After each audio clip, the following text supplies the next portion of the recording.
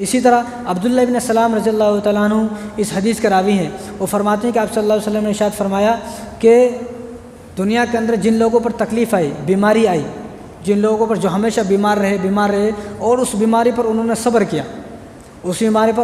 کیا، قیامت کا دن ہوگا، ابھی حساب و کتاب نہیں ہے، ابھی کچھ نہیں ہے، حساب و کتاب کے سب دروازے بند ہیں، تو اللہ تبارک و تعالیٰ فرشتوں کو فرمائیں گے کہ جاؤ، تو فرشتے جائیں گے اور فرشتے جانے کے بعد آواز لگائیں گے، کہاں ہیں وہ لوگ کہاں ہیں کہ جن کا اللہ تبارک و تعالیٰ کے اوپر حق ہے،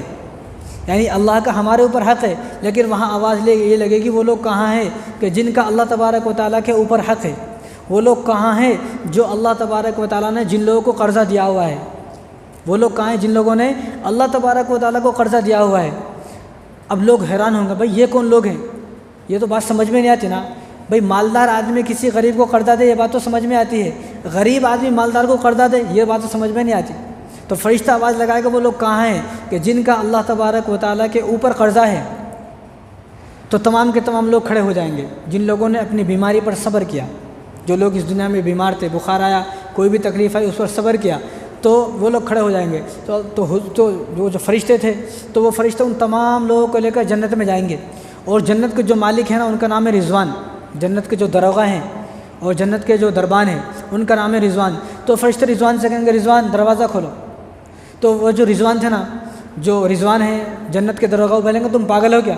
کیا ہوا؟ ابھی حساب و کتاب نہیں ہوا نا شروع، ابھی حساب و کتاب شروع ہوگا، جنت اور جہنم کے جو ہے اعمال پیش کیے جائیں گے اور جنت جہنم کے بارے میں فیصلہ ہوگا، اس فیصلے کے بعد جنت کا دروازہ کھولا جائے گا، لہذا میں جنت کا دروازہ نہیں کھولوں گا۔ تو فرشتہ فرمائیں گے کہ اللہ کا حکم ہے، اللہ نے مجھے بھیجا ہے کہ ان لوگوں کو لے کے جنت میں جاؤ، تو ان کو یقین نہیں آئے گا۔ اب یہ جو رضوان ہے نا، رضوان اللہ کے پاس آئیں گے، یا اللہ یہ کیا بات سن رہا ہوں میں، عجیب بات، ابھی حساب و کتاب شروع نہیں ہوا،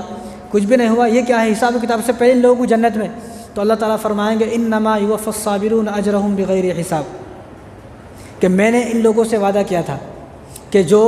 آدمی دنیا کے اندر اپنی بیماریوں پر، اپنی تکلیفوں پر، اپنی مصیبتوں پر صبر کرے گا، انما یوفی الصابرون اجرهم بغیر حساب، ان لوگوں کو بغیر حساب و کتاب کے جنت میں داخل کروں گا، لہذا میرا ان سے وعدہ ہو چکا ہے، ان سے میں نے وعدہ کیا ہوا ہے۔ ان لوگوں نے اپنی بیماریوں پر دنیا کے اندر صبر کیا،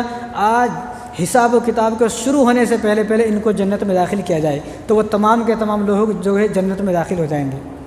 تو ہم لوگ صبر کرنا سیکھیں، بیماریوں پر صبر کرنا سیکھیں، ایسا نہیں کہ میرے کو کیوں بیماری آ گئی، میں ہی ملا کیا اللہ کو میں ملا کیا پوری دنیا میں۔ بھائی جس کے لیے آپ دعا کر رہے ہو اس کو جانا تھا، انہیں بھی تو اللہ کا بندہ ہے، اور ہمارے اوپر بیماری آئی، پریشانی آئی، تکلیف آئی، تو یہ سوچنا کہ میں اللہ کا قرب ہوں، میں اللہ کے قریب ہوں، اللہ کا قرب مجھے حاصل ہو گیا ہے کہ میرے اوپر تکلیف آ رہی ہے، اللہ ان تکلیفوں کے ذریعے سے میرے گناہوں کو معاف کرنا چاہتے ہیں۔ اور بخاری شریف کی روایت ہے، ابو ہریرہ رضی اللہ عنہ اس کا راوی حضور نے فرمایا کہ اللہ تعالیٰ جس کے ساتھ بھلائی کا ارادہ کرتے ہیں اس کو مصیبتوں میں مبتلا کر دیتے ہیں، جس کے ساتھ بھلائی کا ارادہ ہے اللہ، جس سے محبت کرتے ہیں اس کو پریشانی اور مصیبتوں میں مبتلا کر دیتے ہیں۔ آج تو ہمارا نوجوان نا جم کرتا ہے، سالوں سے جم کر رہا ہوں، ان کی باڈی بنائی ہوئی ہے، لیکن اس کے بدن پر کوئی اثر نہیں ہوتا، نہ اس کو کوئی سر میں درد ہوتا، نہ اس کو تکلیف ہوتی، نہ پریشانی ہوتی، انہیں جم کر وہ موٹا ہوتا جا رہا ہے۔ تو آدمی ایسا سوچے کہیں ایسا تو نہیں اللہ تبارک و تعالیٰ کی پکڑ آ گئی ہے۔ جب صحابہ کو 3 ٹائم کا کھانا ملتا ہے ایک دن میں تو فوراً سمجھ جاتے ارے ایسا تو نہیں کہ میرا اللہ مجھ سے ناراض ہو گیا ہے کہ دن میں ایک ہی ٹائم کھانا مل رہا ہے تو اللہ راضی ہے۔ آج ہم کیا سوچتے ہیں، دن میں 5-6 ٹائم کا کھانا مل رہا ہے اور گاڑی ہے، کار ہے، بینک بیلنس بڑھیا مضبوط ہے، سوچتا ہے میرا اللہ مجھ سے ناراض ہے۔